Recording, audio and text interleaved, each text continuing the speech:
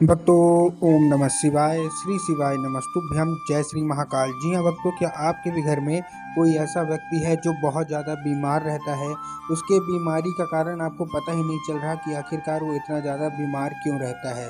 उसके लिए क्या कुछ नहीं किया। आपने बहुत ज़्यादा आपने डॉक्टर को दिखा लिया, बहुत ज़्यादा आपने दवाई करवा ली, बहुत ज़्यादा आपने उसके पीछे पैसा खर्च कर दिया, लेकिन उसकी जो बीमारी है वो ठीक होने का नाम ही नहीं ले रही है। तो ऐसे में कौन सा उपाय करें ताकि जो उसकी बीमारी है बिल्कुल जड़ से खत्म हो जाए। आज की इस वीडियो में मैं आपको 3 से 4 ऐसे उपाय बताने वाला हूं जिसको करने मात्र से उस व्यक्ति की सारी बीमारी अवश्य रूप से समाप्त तो होगी ही होगी। देखिए, पूज्य गुरुदेव की जो कथा होती है ना, जैसे कि आपको पता है कि लाखों की भीड़ आती है। आप सबको पता है कि पूज्य गुरुदेव की कथा में लाखों की भीड़ आती है, और लाखों की भीड़ में जो भक्त होते हैं वो अपनी मनोकामना गुरुदेव तक कैसे पहुंचाते हैं? पत्र के द्वारा। आप सबको बहुत पता होगा कि गुरुदेव के पास पत्र पहुंचते हैं। जब गुरुदेव के पास पत्र पहुंचते हैं, गुरुदेव पढ़ते हैं। तो अभी कुछ महीनों पहले की बात है, गुरुदेव की कथा हो रही थी और उसमें क्या है, बहुत सारे लोगों ने पत्र लिखा। जब गुरुदेव ने कुछ पत्र पढ़ा तो बहुत सारे लोगों को यही मनोकामना थी कि गुरुदेव, हमारे घर का एक व्यक्ति है जो कि बहुत ज़्यादा बीमार रहता है, ठीक है ना। उसकी हम लोगों ने बहुत ज़्यादा दवाई करवा ली, बहुत ज़्यादा हमने उपचार करवा लिया, लेकिन उसकी जो बीमारी है वो ठीक होने का नाम ही नहीं ले रही है। कृपया करके हमको कोई ऐसी उपाय बता दें ताकि हम उस उपाय को करें और उस व्यक्ति की जितनी भी बीमारी है सारी की सारी समाप्त हो जाए। जब गुरुदेव ने सुना तब गुरुदेव ने 2 से 3 उपाय बताए और कहा, केवल और केवल ये उपाय कर लेना, तुम्हारे घर का जो कोई भी व्यक्ति है उसकी सारी की सारी बीमारी अवश्य रूप से समाप्त होगी ही होगी। पूज्य गुरुदेव के द्वारा बताया गया उपाय लोगों ने जाके घर में किया और मात्र 1 से 1.5 महीने में, आप विश्वास नहीं करोगे, 1 महीने बाद ही गुरुदेव की कथा में वापस आए और फिर से गुरुदेव को पत्र लिखा।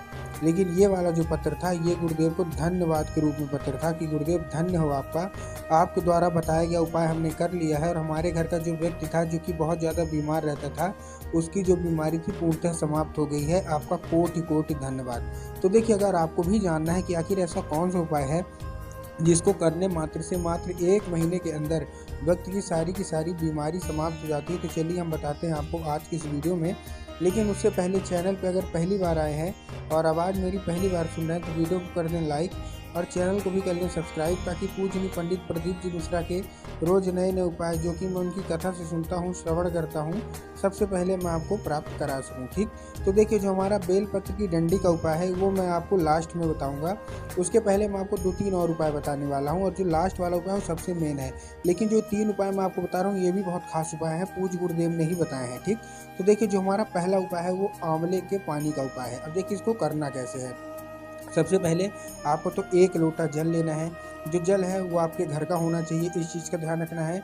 और उसके साथ जो लोटा है वो काहे का होना चाहिए? तांबे का लोटा होना चाहिए। बहुत सारे लोग स्टील के लोटे में ले लेते हैं जो कि गलती करते हैं। ठीक, आपको तांबे के लोटे में लेना है, अपने घर का जल लेना है। उसमें आपको क्या डालना है? 1 आंवला डाल लेना है। आंवला जानते हैं ना, आंवला। अब देखिए, बहुत सारे लोग ये भी पूछेंगे कि अगर आंवला न मिले तो, तब मैं गुरुदेव ने साफ साफ बताया कि अगर आंवला नहीं मिलता तो आंवले की पत्ती आप थोड़ा सा डाल लीजिए। अगर आंवला मिल गया तो ठीक है, नहीं तो आंवले की पत्ती डाल दीजिए। डाल लिया, डालने के बाद आपको क्या करना है? उसी व्यक्ति को हाथ में देना है जो कि आपके घर में व्यक्ति बीमार रहता है ना, उसी के हाथ में देना है और उसको बोलना है सीधे सीधे कि शिव मंदिर पहुंच जाए। ठीक, शिव मंदिर पहुंच गया। अब शिव मंदिर पहुंचे के बाद उसको दिशा बताइएगा। दिशा कौन सी? देखिए, उसको बोलेगा कि दक्षिण दिशा में खड़ा हो जाए, उत्तर की ओर चेहरा कर ले। अब देखिए, दक्षिण और उत्तर में क्या है ना, बहुत सारे लोग कंफ्यूज भी हो जाते हैं कि दक्षिण कौन सा होता है, उत्तर कौन सा होता है। हमको थोड़ा क्लियर बताइए। तब गुरुदेव ने बताया कि आप जिस भी शिव मंदिर जा रहे हैं उस शिव मंदिर का जिधर साइड जलाधारी होगा आपको अपना चेहरा उधर साइड करके खड़े हो जाना है। ठीक, आप खड़े हो गए। खड़े होने के बाद क्या करना है? उसको बोलना है कि एक नाम लेके। कौन से? महादेव का बहुत ही सुंदर सा नाम है, कुंदकेश्वर महादेव। तो आपको क्या करना है? उसको बोलना है कि कुंदकेश्वर महादेव का नाम लेके अपना नाम, अपना गोत्र और अपनी बीमारी भी। देखिए, बहुत सारी चीज़ें इसमें करना है। क्या? पहली बात तो उसको बोलना है कि कुंदकेश्वर महादेव का नाम ले, उसके बाद अपना नाम, अपना गोत्र और अपनी बीमारी जो भी है वो महादेव को चुपचाप बोल के चुपचाप घर आ जाए। पूज्य गुरुदेव कहते हैं कि इस तरह में महादेव के पास आपकी सारी की मनोकामना पहुंच जाती है और महादेव उसको जल्द से जल्द खत्म कर देते हैं जो भी आपकी बीमारी होती है। ठीक, ये था हमारा पहला उपाय। अब जो हमारा दूसरा उपाय है ये भी आपको उसी व्यक्ति से करवाना है जो कि आपके घर में बीमार रहता है। इस उपाय में चाहिए आपको 1 लोटा जल जो कि तांबे के लोटे में होगा, और उसके बाद आपको चाहिए क्या? 21 चावल के दाने। क्या चाहिए? चावल के दाने। आप जानते हैं ना, बस आपको 21 चावल के दाने चाहिए। ठीक, चावल के दाने आपने ले लिए। अब चावल के दाने के लेने के बाद आपको क्या करना है, देखिए 5 जगह उसी लोटे का जल आपको 5 अलग अलग जगह अर्पित करना है। कहाँ कहाँ अर्पित करना है, चलिए हम वो बता देते हैं। सबसे पहले आपको बाबा भोलेनाथ की शिवलिंग पे अर्पित करना है। कहाँ अर्पित करना है, सबसे पहले आपको बाबा भोलेनाथ की शिवलिंग पे। एक चीज़ का ध्यान रखना है कि एक लोटा अलग अलग नहीं, उसी लोटे का जल थोड़ा थोड़ा करके 5 जगह अर्पित करना है। पहले आपने बाबा भोलेनाथ की शिवलिंग पर अर्पित कर दिया। दूसरी बार आपको जाना है बेलपत्र के पेड़ के नीचे, वहाँ अर्पित करना है उसकी जड़ में। पूज्य गुरुदेव कहते हैं कि बेलपत्र के पेड़ में स्वयं माता पार्वती का वास होता है, तो अगर माता पार्वती आपसे खुश हो जाती हैं तो 100% है मनोकामना पूरी होगी ही होगी। ठीक। तीसरा आपको जाना है पीपल के पेड़ के नीचे। पूज्य गुरुदेव ये भी बताते हैं कि पीपल के पेड़ में सारे देवी देवताओं का वास होता है, तो आपको तीसरा पीपल के पेड़ में। चौथा आपको आंवले के पेड़ में। ठीक, कहाँ, चौथा आपको आंवले के पेड़ में। 4 हो गए। और लास्ट हमारा है वो समी के पेड़। देखिए आपको भी पता है कि समी के वृक्ष में भी बाबा भोलेनाथ का जो है तो उनका अंश रहता है। तो आपको क्या करना है, 5 अलग अलग जगह आपने अर्पित कर दिया। पहला बाबा भोलेनाथ की शिवलिंग पे, दूसरा बेलपत्र की पेड़ पे, तीसरा पीपल के वृक्ष में, चौथा आंवले के वृक्ष में और लास्ट में समी के वृक्ष में।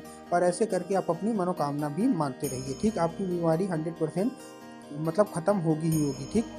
अब हम आते हैं अपने आखिरी उपाय की ओर। अब आखिरी उपाय में आपको क्या करना है, ये एक औषधि का उपाय है और ये बहुत ही खास उपाय है। लाखों लोगों की बीमारी केवल ये उपाय करने मात्र से ही ठीक हो गई। इस उपाय में आपको क्या चाहिए, बेलपत्र की डंडी चाहिए। क्या चाहिए, बेलपत्र की डंडी। देखिए बेलपत्र नहीं चाहिए, बेलपत्र की जो डंडी होती है ना, तो बेलपत्र की आपको डंडी चाहिए। ठीक, कितनी, 3 बेलपत्र की डंडी ले लिया। अब 3 बेल, ये उपाय सबसे अच्छी बात इस उपाय की क्या है कि इसको कोई भी कर सकता है, मतलब घर का कोई भी व्यक्ति कर सकता है। अगर आपके घर में कोई व्यक्ति बीमार है जो कि उठ नहीं सकता, चल नहीं सकता, तो आप भी इस उपाय को कर सकते हैं। अब करना क्या है, देखिए सिंपल सा मैं आपको बताऊं। इस उपाय में आपको बेलपत्र की डंडी लेके पहुंचना है कहाँ, सीधा सीधा शिव मंदिर। जैसे आप शिव मंदिर पहुंचेंगे, शिव मंदिर पहुंचने के बाद आपको क्या करना है, माता अशोक सुंदरी की जगह पर अर्पित करना है। अब देखिए जिनको पता है कि माता अशोक सुंदरी की जगह कहाँ होती है उनका तो ठीक, लेकिन बहुत सारे ऐसे लोग हैं जिनको यही नहीं पता कि माता अशोक सुंदरी की जगह कहाँ होती है। तब गुरुदेव ने बताया कि जो जलाधारी होती है, जलाधारी के दाएं मतलब राइट साइड में माता अशोक सुंदरी की जगह होती है। तो आपको करना क्या है, माता अशोक सुंदरी की जगह पे आपको चुपचाप अर्पित कर देना है और माता से उसको औषधि के रूप में मांगना है कि माता कृपया करके हमको इसको औषधि के रूप में प्रदान करिए। हमारा जो घर का व्यक्ति है बहुत ज़्यादा बीमार रहता है। ठीक। अब क्या होगा, अब वो कुछ देर बाद वो औषधि बन जाएगी। 10-15 मिनट आप खड़े रहिए, अब वो औषधि का रूप ले लेगी। अब जैसे वो औषधि बन जाए उसको लेके चुपचाप अपने घर आ जाइए। जैसे ही आप घर आ जाएंगे, घर आने के बाद आपको वो डंडी उसी व्यक्ति को खिलाना है जो कि आपके घर में बीमार रहता है। अब देखिए अगर साधारण रूप से खा लेता है तब तो अच्छी बात है, लेकिन अगर खाने से मना करता है तब आपको क्या करना है, तब आपको उसको धूप में हल्का सुखवा लीजिए। सुखवाने के बाद उसको पीस लीजिए। ठीक, पीस लिए, पीसने के बाद वो पाउडर बन जाएगा। तो जो पाउडर बन जाए, तो पाउडर बनने के बाद आपको क्या करना है, पाउडर बनने के बाद आपको उसको दाल या सब्जी में मिला के उसको खिला देना है। पूज्य गुरुदेव कहते हैं कि धीरे धीरे करके जब उसके अंदर औषधि जाएगी तो उसका सारा का सारा बीमारी अवश्य रूप से समाप्त होगी ही होगी।